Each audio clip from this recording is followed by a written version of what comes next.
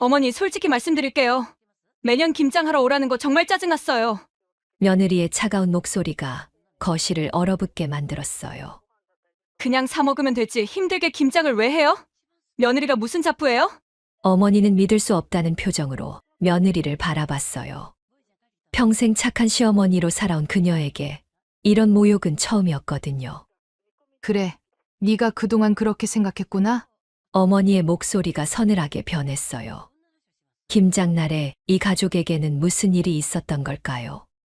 사연 시작 전에 구독, 좋아요와 알람 설정을 눌러주시면 큰 복이 찾아올 거예요. 댓글로 김장에 대한 경험담을 나눠주세요. 안녕하세요. 저는 박춘화라고 합니다. 올해 63이에요. 찬바람이 불기 시작하면 마음이 자꾸 들떠요. 김장철이거든요. 남편이 살아계실 때는 온 집안이 북적거렸는데 이제는 혼자지만 그래도 이 계절만큼은 설레는 마음을 숨길 수가 없어요. 올해도 시작이네. 부엌 창문을 활짝 열고 바람을 맞으며 혼잣말을 했어요. 아침 햇살이 부엌 바닥에 길게 누워있고 찬 공기가 뺨을 스쳐 지나갔죠. 벌써 며칠 전부터 준비를 시작했어요. 절인 배추 20포기는 기본이고 멸치젓이며 새우젓, 고춧가루까지 하나하나 정성스럽게 골랐거든요. 시장에서 배추를 고를 때면 상인 아저씨가 항상 물어봐요. 어머니, 올해도 김장 크게 하시나 봐요? 아들 며느리가 도와주러 온다니까요. 그럴 때마다 가슴이 뿌듯해졌어요. 아직도 가족이 함께 김장을 하는 집이 얼마나 되겠어요. 요즘 젊은 사람들은 마트에서 사다 먹는다는데 우리 며느리 윤서는 달라요. 손도 빠르고 성격도 꼼꼼해서 김장할 때 없어서는 안 될 사람이거든요. 냉장고 맨 아래 칸에 절인 배추들이 차곡차곡 쌓여 있어요. 하루 이틀 더 절여야 간이 제대로 배겠죠. 그동안 양념 준비를 마저 해야 해요. 고춧가루는 햇것을 골랐고 멸치젓도 새로 떴다는 걸로 샀어요. 윤서가 맵지 않게 해달라고 했거든요. 아들 민수도 매운 걸 못 먹으니까요. 그래도 우리 며느린 김치 담그는 걸 좋아해. 거실 소파에 앉아서 양념 재료들을 정리하며 중얼거렸어요. 남편 사진이 걸린 벽을 바라보니 예전 생각이 났어요. 살아계실 때는 김장하는 날이면 새벽부터 분주했었죠. 남편은 배추 절이는 일부터 시작해서 김치통 나르는 일까지 도맡아 했거든요. 여보, 올해도 김장철이 왔네요. 사진 속 남편은 여전히 온화한 미소를 짓고 있었어요. 혼자 사는 게 외롭긴 하지만 김장철만큼은 가족이 모이니까 그나마 위안이 돼요. 오후가 되니 이웃집 이혜자 여사가 찾아왔어요. 같은 아파트 동에 사는 분인데 나이도 비슷하고 처지도 비슷해서 자주 이야기를 나누거든요. 춘화 씨, 올해도 김장 준비하시네요. 네, 이번 주말에 아들 부부가 와서 함께 할 예정이에요. 애자 여사가 부러운 듯 고개를 끄덕였어요. 참 좋겠어요. 요즘 젊은 며느리들은 김장도 안 하려고 하는데 그래도 우리 며느린 안 그래요. 매년 이맘때면 언제 김장하냐고 먼저 물어보거든요. 부럽네요, 정말. 애자 여사는 아들이 혼자 살고 며느리가 없어서 김장을 해본 지가 몇 년이 됐다고 했어요. 그런 이야기를 들으면 윤서가 더 고마워져요. 바쁜 직장 생활하면서도 시어머니 김장을 도와주려고 시간을 내주니까요. 저녁 준비를 하면서도 계속 김장 생각만 났어요. 올해는 어떤 맛이 날까요? 작년에는 젓갈을 조금 많이 넣어서 짠맛이 강했는데 올해는 윤서 취향에 맞춰서 조금 더 달콤하게 해볼까 해요. 핸드폰을 들어 아들한테 메시지를 보냈어요. 민수야, 이번 주말 김장하는 거 잊지 말고. 엄마가 배추도 다 절여놨어. 금세 답장이 왔어요. 네, 엄마. 윤서랑 토요일 아침에 갈게요. 마음이 한결 가벼워졌어요. 역시 우리 아들은 말 안 해도 알아서 챙기는 착한 아이예요. 밤이 되어서도 잠이 잘 안 왔어요. 김장 생각에 마음이 들떠서 그런가 봐요. 내일부터는 본격적으로 양념 준비를 해야겠어요. 파도 썰어두고 마늘 생강도 갈아두고 새우젓도 다져놔야죠. 올해도 맛있게 담가야지. 이불을 덮으며 혼잣말을 했어요. 내일이면 더 바빠지겠지만 가족이 함께 만드는 김치 생각만 해도 기분이 좋아져요.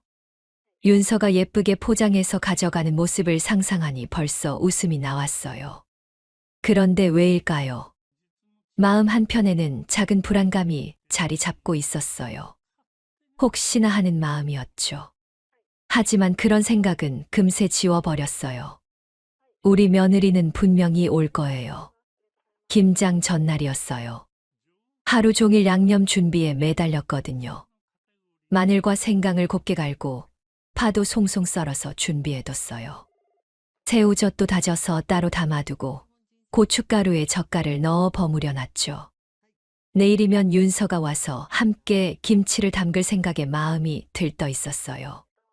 저녁 6시쯤이었을까요? 핸드폰이 울렸어요. 화면에 며느리라는 글자가 떴죠. 반가운 마음으로 전화를 받았어요. 윤서야? 어머니, 안녕하세요. 목소리가 평소와 달랐어요. 뭔가 힘이 없고 조심스러웠거든요. 혹시 무슨 일이 있나 싶어서 마음이 조금 무거워졌어요. 내일 몇 시에 올 건지 궁금해서 전화했는데, 어머니, 그게 죄송한데 몸이 좀 안 좋아서 이번엔 못 갈 것 같아요. 순간 머릿속이 하얘졌어요. 못 온다고요? 김장 전날에 갑자기요. 어머, 어디가 아프니? 병원은 갔니? 걱정스러운 마음에 목소리가 높아졌어요. 며느리가 아프다니 그보다 중요한 게 어디 있겠어요. 아니에요. 그냥 피곤해서 그래요. 요즘 일이 너무 많아서. 피곤해서. 뭔가 이상했어요. 단순히 피곤한 것 같지 않았거든요. 목소리에 무기력함이 깔려 있었어요. 그럼 민수라도 와야 하는 거 아니야? 민수 오빠도 바빠요. 어머니, 정말 죄송해요. 전화를 끊고 나서 한동안 멍하니 앉아 있었어요. 절인 배추 20포기가 냉장고에서 기다리고 있고 양념도 다 준비해뒀는데 갑자기 못 온다니요. 이해가 안 갔어요. 곧이어 아들한테서 전화가 왔어요. 엄마, 윤서한테 들었어요. 미안해요. 민수야, 윤서가 많이 아픈 거야? 아프다기보다는 요즘 스트레스가 많아요. 직장에서 일이 힘들고. 그럼 너라도 와야 하는 거 아니야? 엄마 혼자 어떻게 김장을 해? 잠시 침묵이 흘렀어요. 아들의 한숨 소리가 들렸죠. 엄마, 김장은 저희끼리 먹을 만큼만 하세요. 굳이 많이 안 하셔도 돼요. 가슴이 철렁했어요. 저희끼리 먹을 만큼만 하라고요. 그럼 절인 배추는 어떻게 하라는 거죠? 민수야, 엄마가 벌써 배추 20포기나 절여놨는데. 그럼 이웃분들께 나눠드리세요. 전화를 끊고 나니 집안이 너무 조용했어요. 부엌에 가서 냉장고를 열어봤어요. 절인 배추들이 차곡차곡 쌓여 있었죠. 하루 종일 공들여 준비한 양념들도 그대로 있고요. 어떻게 혼자서 이걸 다 해? 한숨이 나왔어요. 젊을 때도 김장은 여러 사람이 함께 했는데 60이 넘은 나이에 혼자서 20포기를 담는다는 건 쉬운 일이 아니거든요. 소파에 앉아서 생각해 봤어요. 윤서가 정말 아픈 건지 아니면 다른 이유가 있는 건지 궁금했어요. 평소에는 김장 날짜를 먼저 물어보던 아이가 갑자기 이런 식으로 말하니까 의아했거든요. 그래, 아픈 사람 붙잡을 순 없지. 억지로 마음을 가라앉혔어요. 며느리가 힘들어하는데 시어머니가 무작정 오라고 할 수는 없잖아요. 하지만 마음 한편으로는 서운함이 올라왔어요. 밤이 되도록 잠이 안 왔어요. 내일 아침이면 김장을 시작해야 하는데 혼자서 어떻게 할지 막막했거든요. 이웃집 애자 여사한테 도움을 요청해 볼까도 생각했지만 갑자기 부탁하기도 미안했어요. 새벽에 일어나서 부엌에 나가봤어요. 양념 재료들이 그대로 놓여 있었죠. 어제까지만 해도 기대에 부풀어 있었는데 지금은 한숨만 나왔어요. 이런 적이 언제 있었나. 혼잣말을 하며 창문을 열었어요. 찬바람이 들어왔지만 마음은 더 쌀쌀했어요. 오전에 애자 여사가 들렀어요. 춘아 씨, 오늘 김장하시죠? 냄새가 날 텐데. 글쎄요. 아들 며느리가 갑자기 못 온다고 해서. 어머, 왜요? 몸이 안 좋다고 하네요. 애자 여사가 이상하다는 표정을 지었어요. 요즘 젊은 사람들 참 이해하기 어려워요. 김장 같은 건 미리 약속해 놓고 하는 건데. 그 말을 듣고 나니 더 속상했어요. 다른 사람도 이상하다고 생각하는 일이었나 봐요. 오후가 되자 정말 견딜 수 없었어요. 배추가 더 절어지면 짜질 텐데. 그렇다고 버릴 수도 없고요. 결국 혼자서라도 시작하기로 했어요. 앞치마를 두르고 배추를 꺼내면서 생각했어요. 윤서의 목소리가 계속 머릿속에 맴돌았거든요. 정말 피곤해서인지 아니면 다른 이유가 있는 건지. 뭔가 이상해. 처음으로 의심이 들었어요. 단순히 몸이 안 좋아서가 아닐 수도 있겠다는 생각이 스쳐 지나갔죠. 하지만 곧 그런 생각을 지웠어요. 며느리를 의심하면 안 되니까요. 그래도 마음 한구석에는 어두운 그림자가 드리워졌어요. 이번 일이 단순한 일이 아닐 수도 있다는 불안한 예감이 자꾸 들었거든요. 새벽 5시에 눈이 떠졌어요. 평소보다 일찍 일어난 건 아니었지만 오늘따라 마음이 무거웠거든요. 부엌으로 가서 냉장고를 열어보니 절인 배추가 그대로 있었어요. 어제의 일이 꿈이었으면 좋겠다는 생각이 들었죠. 그래도 해야지 뭐. 체념하듯 중얼거리며 앞치마를 둘렀어요. 20폭이나 되는 배추를 혼자서 다 담는다니 생각만 해도 막막했어요. 먼저 배추를 꺼내서 찬물에 헹궜어요. 물이 차가워서 손이 금세 빨갛게 변했죠. 고무장갑을 끼고 작업했지만 겨울 새벽 공기는 뼛속까지 스며들었어요. 이게 다 자식 먹이겠다고 하는 일이지. 혼잣말로 스스로를 위로했어요. 허리를 굽혀서 배추 포기마다 양념을 발라가는데 벌써부터 허리가 끊어질 것 같았거든요. 한 포기, 2포기, 3포기. 시간이 지날수록 손목이 아팠어요. 양념을 배추 잎 사이사이에 발라넣는 일이 이렇게 힘든 줄 몰랐어요.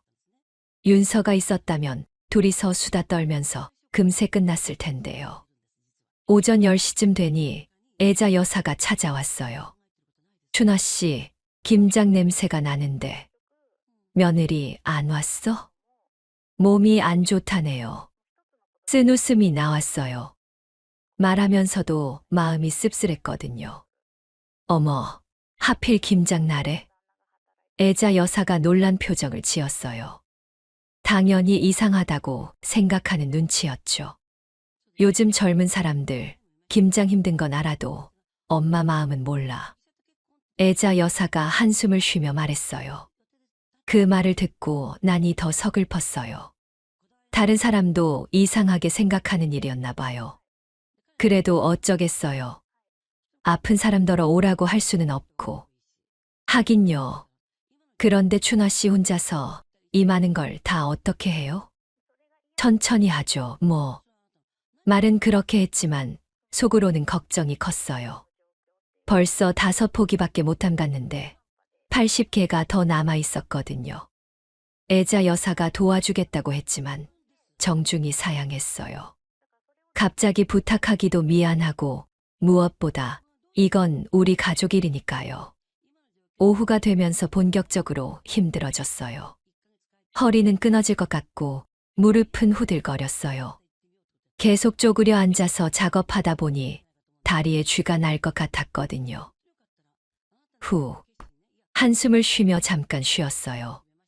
거실 소파에 앉아서 손을 보니 빨갛게 부어 있었어요. 고춧가루가 스며들어서 따갑기도 했고요. 그때 남편 사진이 눈에 들어왔어요. 여보, 혼자 하려니까 이렇게 힘드네요. 사진 속 남편에게 말을 걸었어요. 살아계실 때는 김장 때마다 무거운 일은 다 해주셨는데, 이제는 혼자서 다 해야 하니까 막막했어요. 오후 3시쯤 겨우 10포기를 마쳤어요. 반도 못했는데 벌써 녹초가 됐거든요. 이 속도로는 밤늦게까지 해야겠다는 생각이 들었어요. 그런데 갑자기 현관문 소리가 났어요. 혹시 윤서가 왔나 싶어서 급하게 나가봤는데 택배 아저씨였어요. 박춘화 고객님이세요? 네, 그런데요. 택배 왔어요. 송장을 보니 윤서가 보낸 거였어요. 상자를 열어보니 비싼 홍삼이 들어있었죠. 메모지도 함께 있었어요. 어머니, 김장 못 도와드려서 죄송해요. 몸조리 잘하세요. 그 쪽지를 보는 순간 복잡한 감정이 들었어요. 고마우면서도 서운했거든요. 홍삼으로 미안함을 달래려는 건가 싶기도 했고요. 이런 걸로 되는 게 아닌데. 혼잣말을 하며 다시 부엌으로 갔어요. 남은 배추들이 기다리고 있었거든요.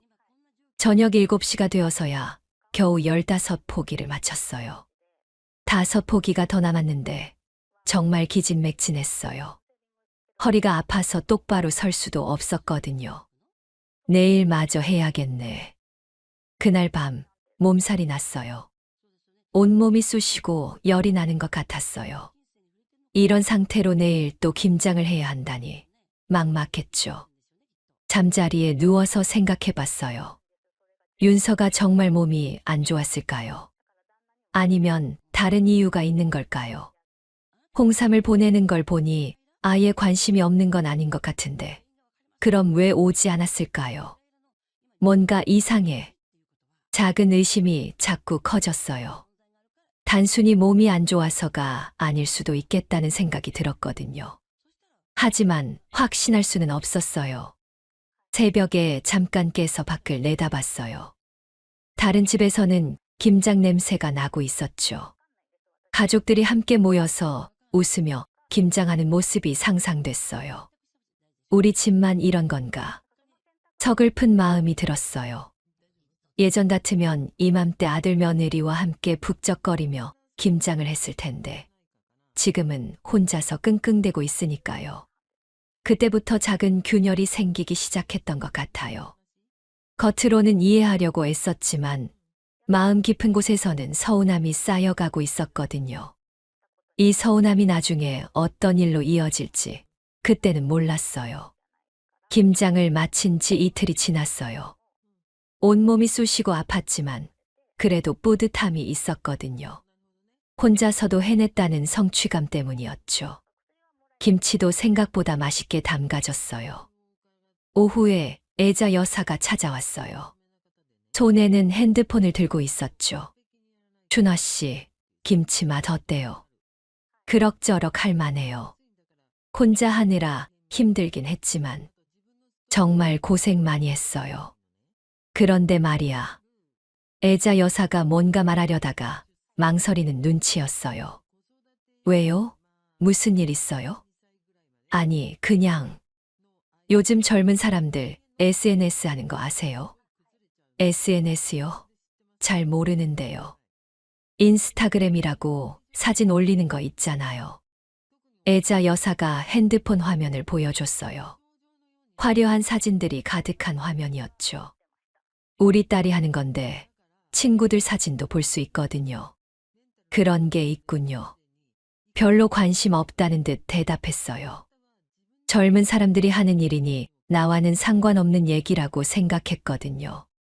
그런데 말이야, 춘화 씨 며느리 이름이 윤서죠. 네, 왜요? 갑자기 불안한 예감이 들었어요. 애자 여사의 표정이 심상치 않았거든요. 혹시 이 사람 맞나요? 핸드폰 화면을 가까이 가져다 댔어요.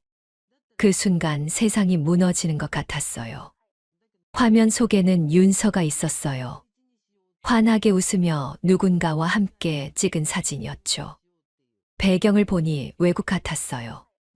깔끔한 옷을 입고 화장도 예쁘게 했더라고요. 옆에는 나이 든 여성이 있었는데 윤서와 닮은 걸 보니 친정엄마인 것 같았어요. 이게 언제 사진이에요? 손이 떨렸어요. 목소리도 제대로 나오지 않았고요. 어제 올라온 거예요. 보세요. 날짜가 나와 있어요. 어제요. 김장하던 바로 그날 말인가요? 화면을 자세히 보니 더 충격적이었어요. 사진 아래에 글이 있었거든요. 오사카 모녀 여행 엄마랑 둘이서 힐링 중. 오사카요? 해외여행이라고요?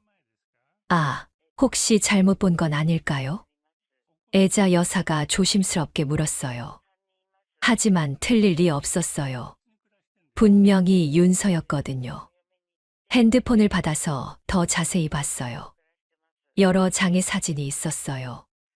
공항에서 찍은 사진, 호텔에서 찍은 사진, 맛있는 음식 앞에서 웃고 있는 사진까지요. 몸이 안 좋아서 못 온다고 했는데 혼잣말이 나왔어요. 믿을 수가 없었거든요. 그런데 더 충격적인 건 날짜였어요. 사진들을 보니 김장 전날부터 올라와 있었어요. 그러니까 나한테 몸이 안 좋다고 거짓말하고는 이미 여행을 떠난 거였죠. 나를 이렇게 속였구나. 가슴이 무너져 내리는 것 같았어요. 배신감이라는 게 이런 건가 봐요. 핸드폰을 애자 여사에게 돌려주려다가 그만 떨어뜨렸어요. 손에서 힘이 빠져서 어쩔 수 없었거든요. 춘화 씨, 괜찮아요? 애자 여사가 걱정스럽게 물었지만 대답할 수가 없었어요. 머릿속이 하얘지고 아무 생각이 안 났거든요. 미안해요. 괜히 보여드렸나 봐요. 아니에요. 알려주셔서 고마워요. 겨우 정신을 차리고 말했어요.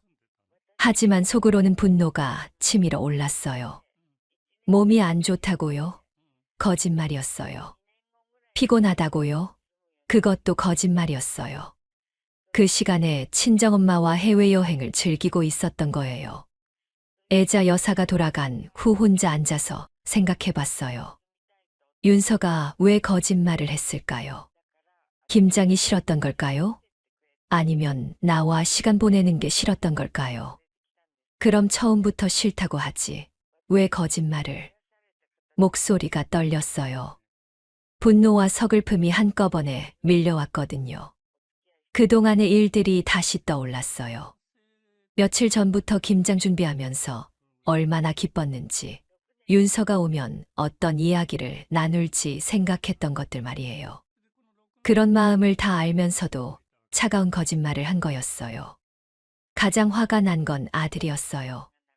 윤서 혼자 거짓말한 게 아니라 분명히 아들도 알고 있었을 텐데 나만 속인 거잖아요. 김장은 저희끼리 먹을 만큼만 하세요. 아들이 했던 말이 다시 들렸어요. 그때는 며느리를 배려하는 말인 줄 알았는데 알고 보니 거짓말을 덮으려던 거였어요. 저녁을 차려놓고도 먹을 수가 없었어요. 속이 쓰리고 목이 메어서 음식이 넘어가지 않았거든요. 밤이 되어서야 조금 진정됐어요. 하지만 마음속 어딘가에서는 차가운 분노가 자리 잡았어요. 이런 감정은 처음이었어요. 서운함을 넘어서 완전히 다른 감정이었거든요. 이제 알겠네. 혼잣말을 했어요. 윤서가 나를 어떻게 생각하는지 이제야 알 것 같았어요. 김장 도와주는 것도 의무감에서 하던 일이었고 이번에는 그 의무감마저 귀찮아진 거였어요. 그날 밤 잠을 이룰 수가 없었어요. 윤서의 웃는 얼굴이 자꾸 떠올랐거든요. 해외여행에서 찍은 그 환한 미소 말이에요. 나한테 거짓말하고 떠난 여행이 그렇게 즐거웠나 봐요. 이제 어떻게 해야 하지? 깊은 한숨이 나왔어요. 이 일을 아들한테 말해야 할까요? 아니면 윤서한테 직접 따져야 할까요? 아무것도 확신할 수 없었어요. 한 가지만은 확실했어요. 내 마음속에서 무언가가 완전히 끊어졌다는 거요. 며느리에 대한 믿음, 가족에 대한 기대, 그런 것들이 다 부서져 버린 것 같았어요. 윤서와 아들이 온 건 김장을 마친 지 일주일 후였어요. 현관벨이 울리는 소리에 나가보니 둘이 함께 서 있었죠. 아들 손에는 큰 김치통이 들려 있었어요. 엄마, 김치 가지러 왔어요. 어머니, 안녕하세요. 윤서가 환하게 웃으며 인사했어요. 마치 아무 일도 없었던 것처럼 자연스럽게요. 그 웃음을 보는 순간 가슴이 답답해졌어요. 들어와. 짧게 말하고 안으로 들어왔어요. 윤서의 얼굴을 자세히 봤어요.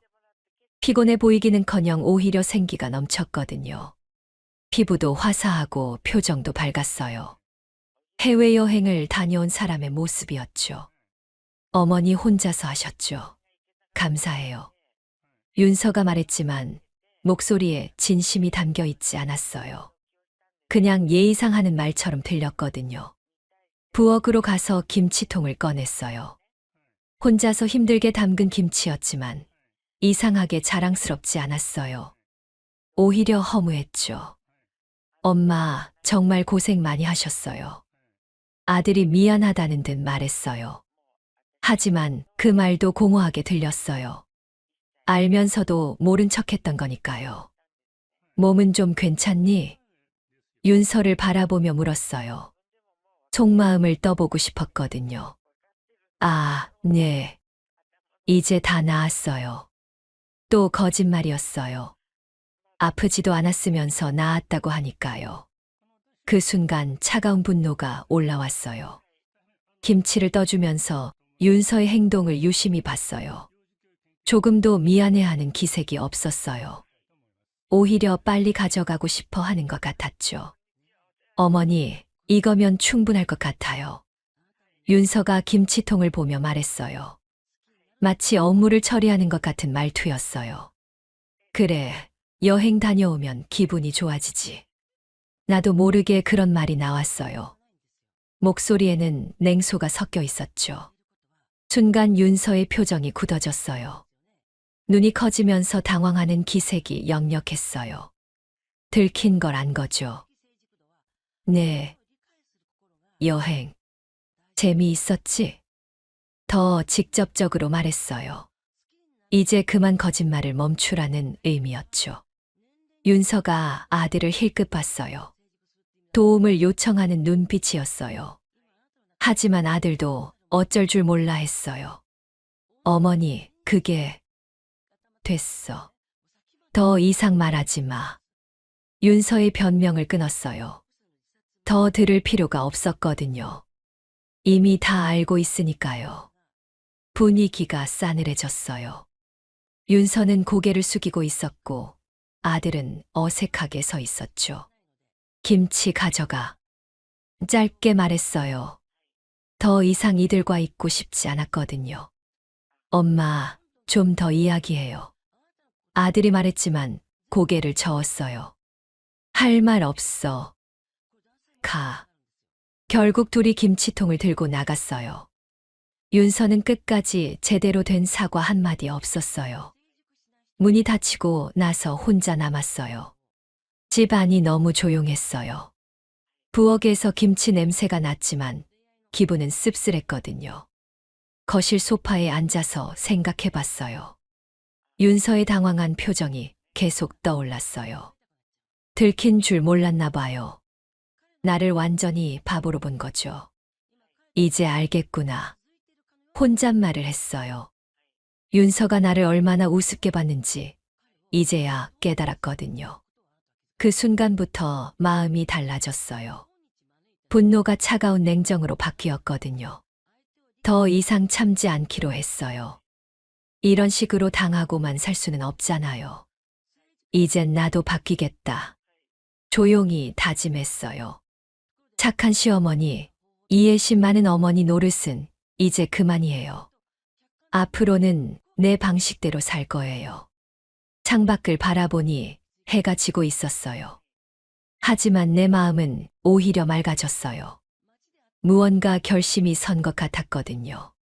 김치를 가져간 지 며칠 뒤 아들이 혼자 찾아왔어요. 평일 저녁이었는데 미리 연락도 없이 온 게 이상했거든요.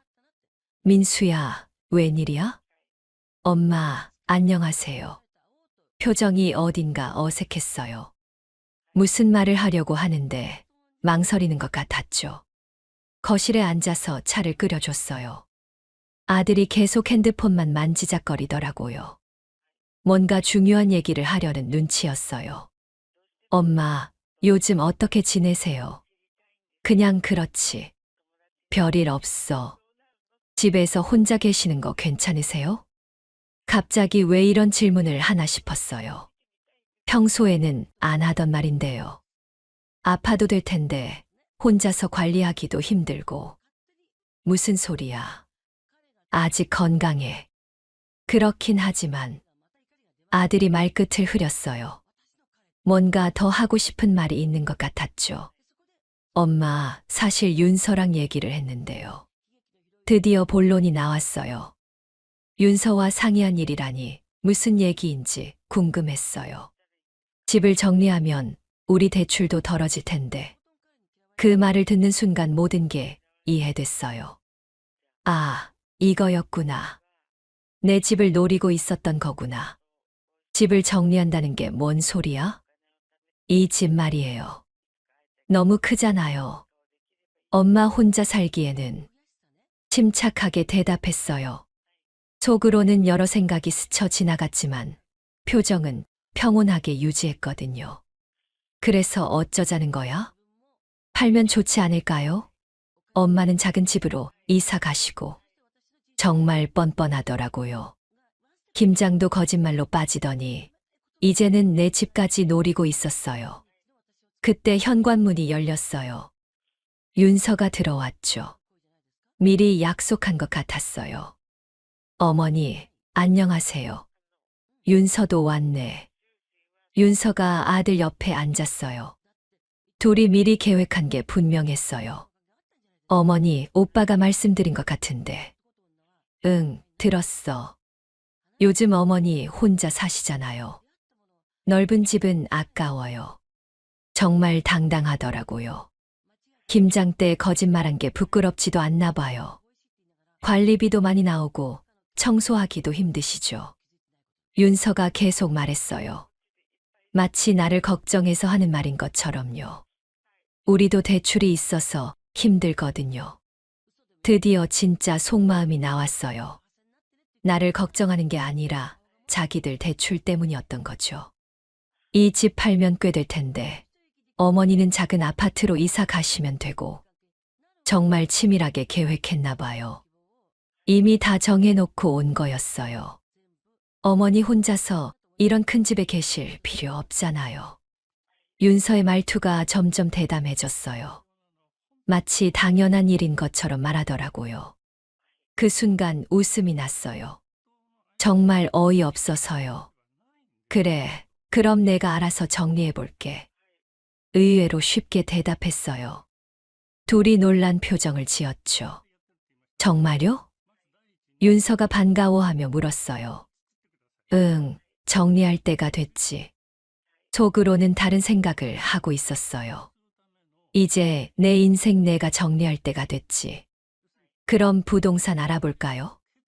아들이 성급하게 말했어요. 벌써 계획이 다 있는 것 같았죠. 천천히 해도 돼. 급할 거 없어. 그래도 빨리 하는 게 좋지 않을까요? 윤서가 재촉했어요. 정말 조급해 하더라고요. 내 집인데 내가 알아서 할게. 조금 차가운 목소리로 말했어요. 둘이 눈치를 챘는지 조용해졌어요. 어머니, 혹시 기분 나쁘셨나요? 윤서가 조심스럽게 물었어요. 왜 기분 나빠? 아니에요. 그냥 너희가 걱정해 주니까 고마워. 피식 웃으며 말했어요. 하지만 그 웃음에는 다른 의미가 담겨 있었죠. 둘이 돌아간 후 혼자 앉아서 생각해 봤어요. 정말 뻔뻔한 사람들이더라고요. 김장은 거짓말로 빠지더니 이제는 내 집까지 노리고 있었어요. 좋아, 정리해 주지. 혼잣말을 했어요. 하지만 내가 생각하는 정리와 그들이 생각하는 정리는 달랐어요. 핸드폰을 들고 인터넷을 검색해 봤어요. 요즘은 온라인으로도 많은 걸 할 수 있더라고요. 유언장 작성법이라고 검색했어요. 여러 정보가 나왔어요. 이제 내 방식대로 해볼까. 마음이 단단해졌어요. 더 이상 당하고만 살지 않기로 했거든요. 창밖을 보니 달이 밝았어요. 오늘부터 내 인생이 달라질 것 같았어요. 윤서와 아들이 원하는 대로 집을 정리해 주겠어요. 다만 그들이 생각하는 방식과는 다를 뿐이죠. 기대해도 좋아. 작은 미소가 나왔어요. 오랜만에 속이 시원한 기분이었어요. 이제 진짜 게임이 시작되는 거예요. 집을 팔기로 마음먹은 후 일주일 만에 모든 게 끝났어요. 부동산 중개사가 깜짝 놀랄 정도로 빨리 진행됐거든요. 좋은 조건이었고 현금 거래를 원하는 구매자가 나타났어요. 계약서에 도장을 찍으면서 마음이 홀가분했어요. 몇십 년을 살던 집이었지만 이제는 그냥 건물일 뿐이었거든요. 어머니, 정말 괜찮으신 거죠? 부동산 중개사가 걱정스럽게 물었어요. 네, 괜찮아요. 미련 없이 대답했어요. 오히려 새 출발 같은 기분이었거든요. 작은 월세 원룸을 구했어요. 넓지는 않지만 혼자 살기에는 충분했어요. 나머지 돈은 아들과 며느리가 모르게 은행에 예치했죠. 내 노후는 내가 책임질 거니까요. 이사 준비를 하던 중에 아들한테서 전화가 왔어요. 엄마, 집 팔았다는 게 정말이에요. 동네 누군가가 알려준 모양이었어요. 응, 팔았어. 왜 우리랑 상의도 없이 그런 일을 하세요? 목소리에 당황과 분노가 섞여 있었어요. 내 집인데 왜 상의해? 그래도 미리 말씀은 해주셔야죠. 너희가 팔라고 했잖아. 순간 아들이 말문이 막힌 것 같았어요. 그게 아니라 절차가 있는 거잖아요. 무슨 절차? 집값이 얼마인지, 어디로 이사 가는지. 아, 돈 이야기를 하고 싶었나 봐요. 돈은 내가 알아서 썼어. 어디다 썼어요? 그건 내 일이야. 전화를 끊고 나니 곧바로 집으로 달려올 것 같았어요. 예상대로 1시간 후에 아들과 윤서가 함께 왔어요. 엄마, 도대체 무슨 일이에요? 아들이 숨을 헐떡이며 말했어요. 별일 없어. 그냥 집 정리했을 뿐이야. 정리가 이런 식으로 하는 거예요. 윤서가 끼어들었어요. 얼굴이 상기되어 있었죠. 그럼 어떻게 해야 하는데? 당연히 우리랑 상의해서. 상의요? 웃음이 났어요. 상의라는 말을 하다니요. 김장날 몸 아프다던 며느리가 여행은 잘 다녀왔더라.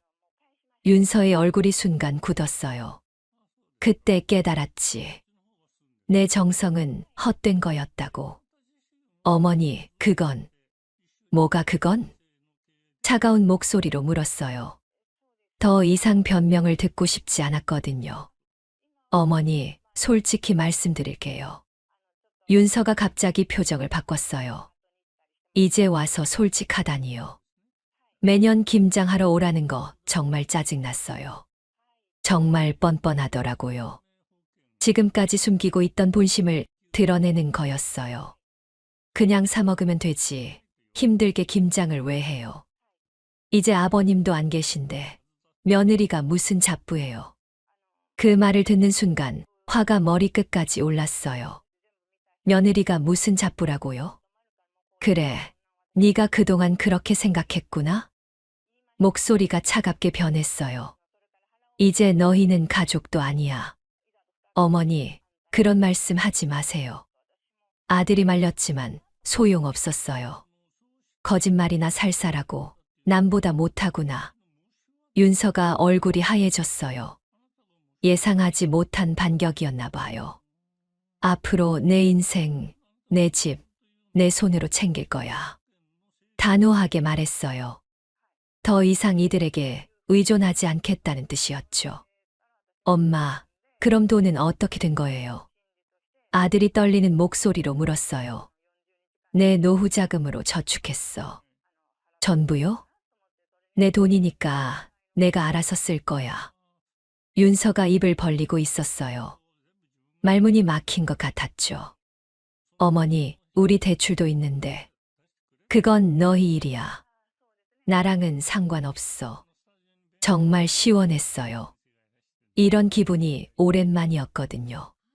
김장도 안 하고 집도 없으니까 이제 올 이유도 없겠네. 어머니, 앞으로는 연락하지 마. 마지막 말을 하고 돌아섰어요. 더 이상 할 말이 없었거든요. 아들과 윤서가 나간 후 혼자 앉아 있었어요. 집은 텅 비어 있었지만 마음은 가벼웠어요. 이제야 내 인생을 살 수 있겠네. 혼잣말을 하며 창밖을 봤어요. 해가 지고 있었지만 새로운 시작 같은 기분이었어요. 핸드폰이 울렸지만 받지 않았어요. 아들에게서 온 전화였거든요. 이제는 내 방식대로 살 거예요. 누구의 눈치도 보지 않고 거짓말에 속지도 않으면서 말이에요. 그날 밤 오랜만에 푹 잤어요. 마음의 짐을 다 내려놓은 것 같았거든요. 내일부터는 정말 새로운 인생이 시작될 거예요. 새 집으로 이사한 지 한 달이 지났어요. 작은 원룸이었지만 혼자 살기에는 딱 적당했어요. 무엇보다 마음이 편했거든요. 어느 날 복지관에서 전화가 왔어요. 어르신, 김장 자원봉사 오실 수 있으세요? 김장 자원봉사요? 네, 혼자 사시는 어르신들을 위해서 김장을 담가드리는 거예요. 잠시 망설였어요. 김장이라는 말만 들어도 복잡한 감정이 들었거든요. 참여해 보시겠어요? 네, 가볼게요. 복지관에 가니 이미 많은 사람들이 모여 있었어요. 나이 비슷한 어르신들이 대부분이었고 젊은 자원봉사자들도 몇 명 있었어요. 어머니, 처음 오시는 거죠? 복지관 직원이 반갑게 맞아줬어요. 네, 잘 부탁드려요. 앞치마를 두르고 자리에 앉았어요. 옆에는 애자 여사가 앉아 있었어요. 춘화 씨, 여기서 뵈니까 반갑네요. 애자 여사도 자원봉사 하시는군요. 혼자 있으니까 할 일이 없어서요. 둘이 웃으며 김치를 담기 시작했어요. 오랜만에 하는 김장이었지만 기분이 달랐어요. 이제 내 김장은 진심으로 도와주는 사람들과 해요. 애자 여사에게 말했어요. 그러게요. 여기 계신 분들은 다 진심이에요. 주변을 둘러보니 모두가 열심히 김치를 담고 있었어요. 아무도 억지로 하는 사람이 없었죠. 여기서 담근 김치는 어디로 가는 거예요? 혼자 사시는 어르신들께 가져다 드려요. 좋은 일이네요. 정말 의미 있는 일이라고 생각했어요. 누군가를 위해 정성스럽게 담그는 김치였거든요. 배추에 양념을 발라가면서 예전 생각이 났어요. 윤서와 함께 김장했던 때 말이에요. 그때는 의무감에 하는 일이었구나 싶었어요. 춘화 씨, 표정이 밝아졌네요. 애자 여사가 말했어요. 그런가요? 집 정리하고 나서 훨씬 편해 보여요. 맞아요. 이제야 제대로 사는 것 같아요. 정말 그랬어요. 복잡한 인간관계에서 벗어나니까 마음이 한결 가벼워졌거든요. 내 인생의 김치맛, 이제 찾았어요. 혼잣말처럼 중얼거렸어요. 뭐라고 하셨어요? 아니에요, 그냥. 오후가 되어서야 김장이 끝났어요. 정말 많은 양을 담갔는데 전혀 힘들지 않았어요. 모두가 기꺼이 도와줬거든요. 어르신, 수고 많이 하셨어요. 복지관 직원이 고맙다고 인사했어요. 제가 더 고마워요. 좋은 경험이었어요. 집에 돌아오는 길에 기분이 좋았어요. 오랜만에 의미 있는 하루를 보낸 것 같았거든요. 저녁에 혼자 밥을 먹으면서 생각해 봤어요. 아들과 윤서는 어떻게 지내고 있을까요? 집을 팔아서 대출을 갚지 못한 걸 생각하면 답답할 것 같았어요. 하지만 그건 이제 내 일이 아니었어요. 각자의 인생은 각자가 책임져야 하는 거니까요. 핸드폰을 보니 아들에게서 몇 번 연락이 와 있었어요. 하지만 받고 싶지 않았어요. 이제는 내 방식대로 살고 싶었거든요. 창밖을 보니 겨울밤이 깊어가고 있었어요. 예전 같으면 외로웠을 텐데 지금은 평온했어요. 이제는 다르게 살겠어. 거울 속 내 모습에게 말했어요. 확신에 찬 목소리였어요. 그날 밤 일기를 썼어요. 오랜만에 쓰는 일기였는데 할 말이 많았어요. 오늘 복지관에서 김장을 했다. 정말 오랜만에 즐거운 김장이었다. 진심으로 도와주는 사람들과 함께하니까 전혀 힘들지 않았다. 이제야 알겠다. 가족이라는 이름으로 강요받는 일과 진심으로 하는 일의 차이를 말이다. 펜을 놓고 미소를 지었어요. 내 마음을 글로 쓰니까 더 명확해졌거든요. 침대에 누워서 오늘 하루를 되돌아봤어요. 복지관에서 만난 사람들의 따뜻한 미소가 떠올랐어요.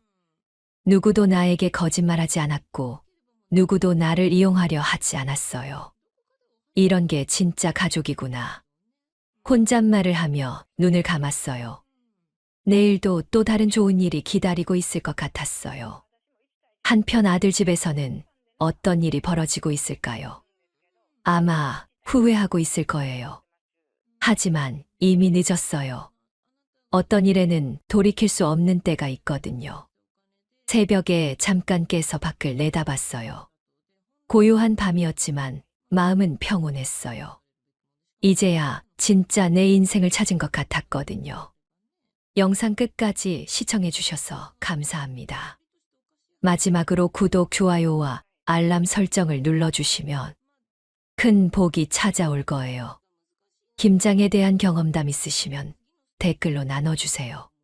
감사합니다.